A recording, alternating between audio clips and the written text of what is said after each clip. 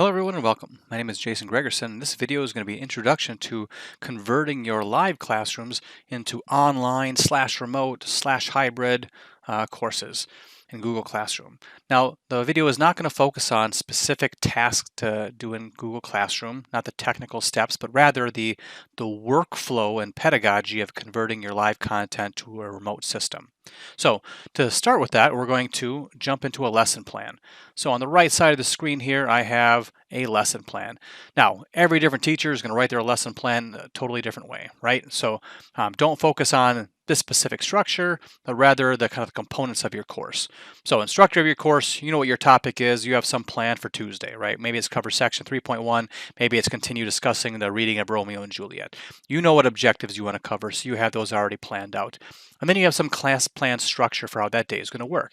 And typically there'll be some sort of administrative component to begin your class, whether it's collecting the homework, seeing about questions, taking attendance, a variety of administrative stuff. Then there could be some instructional content. Maybe you have 10 to 15 minute lecture and introducing some new instructional piece. After that, there might be some activities you're going to do throughout that class period. Some examples that students are going to work on. Maybe you're just going to work some examples for them. Maybe they're going to work in groups. Maybe they're going to work through a worksheet. Maybe there's going to be a discussion or a project that you're working on. So these activities that are sprinkled throughout the instruction. And then lastly, there might be some homework that they're going to do on their own or some project that you're sending them home with.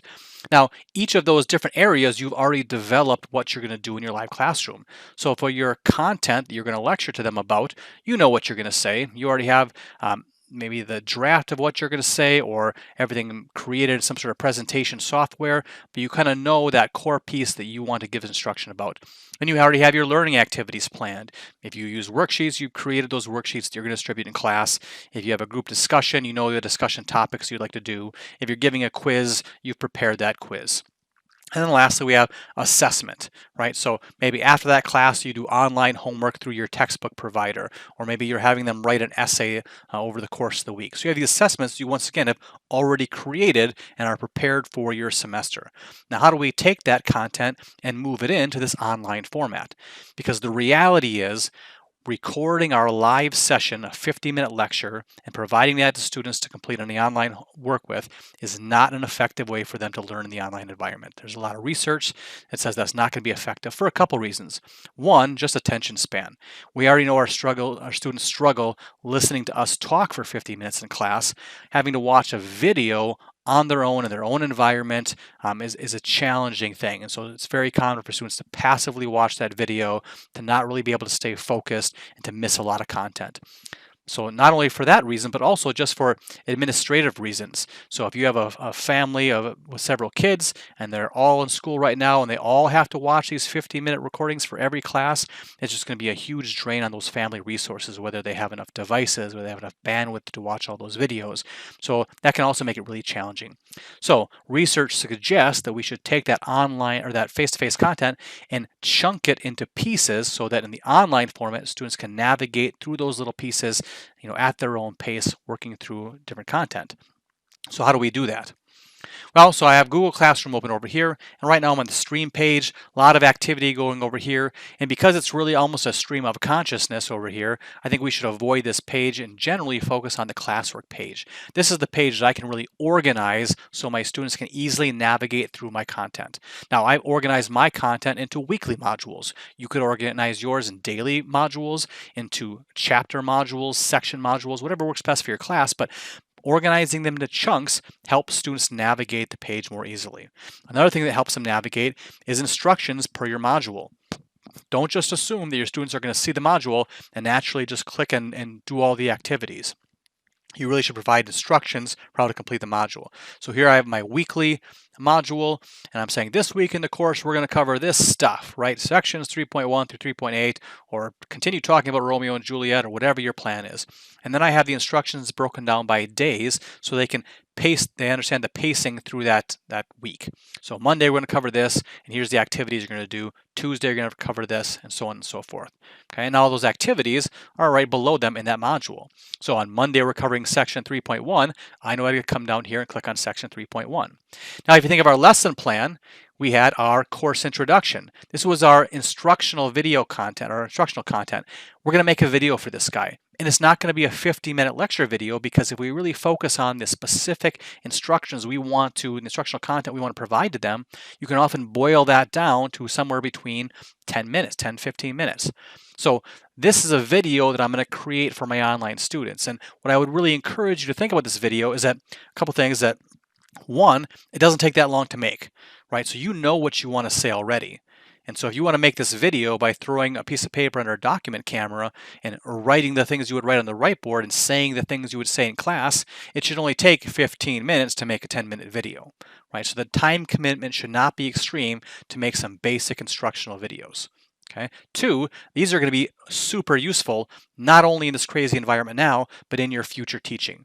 Having a condensed video of the instructional content is awesome for students who might be absent, right, because of sporting activities, who are sick for extended period of time. They can come back and watch these instructional videos. For students who are English second language, right, who might miss content the first time in class, but can go back and refer to these videos afterward.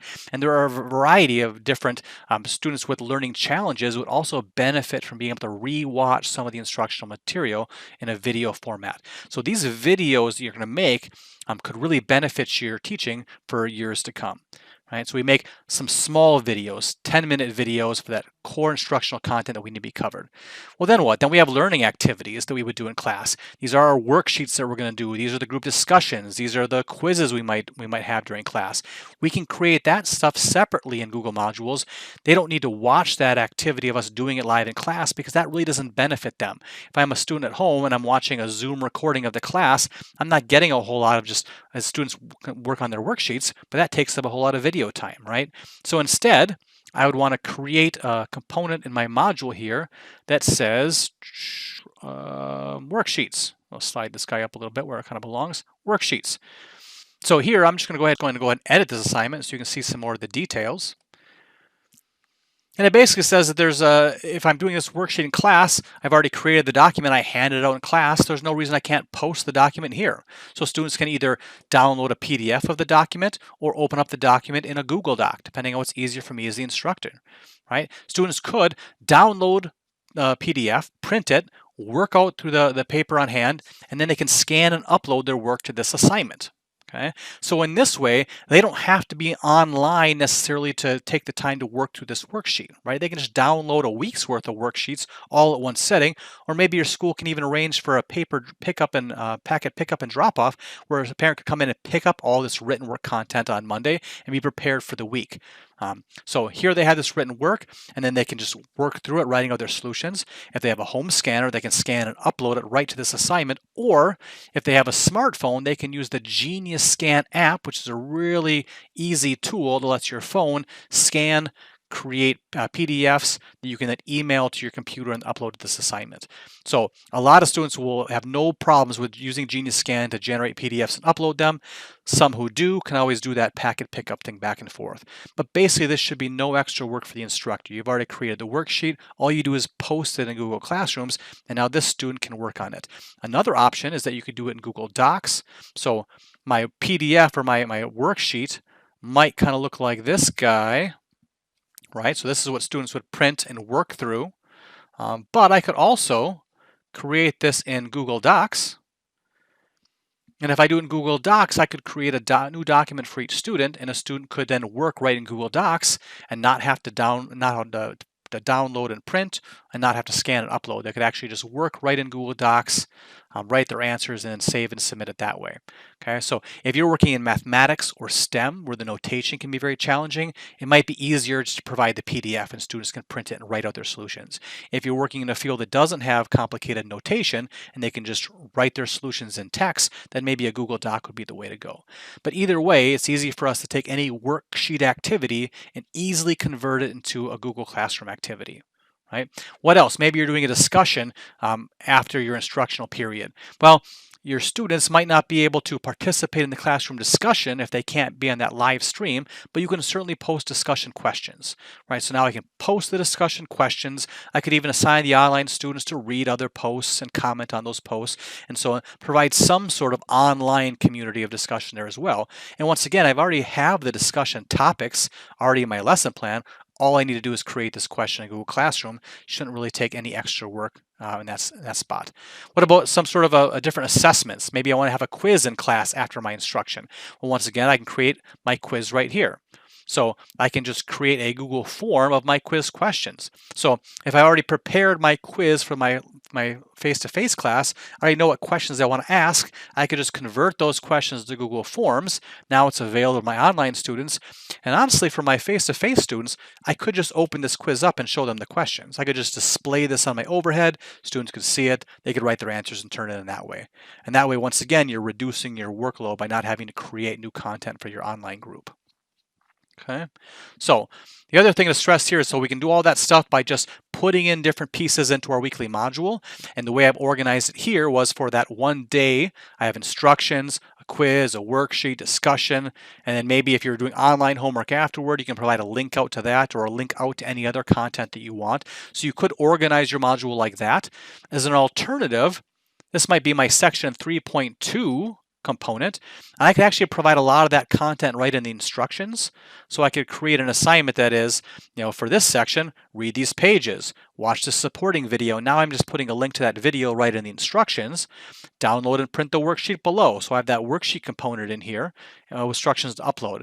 Now if I consolidate all of my instructional piece into one assignment like this, that will make my module much easier to navigate through. So maybe for this weekly thing, I could do one assignment for section 3.1 that includes all these pieces, one for 3.2. Maybe there's a quiz after that on the previous two sections, but all that content would be in this weekly module.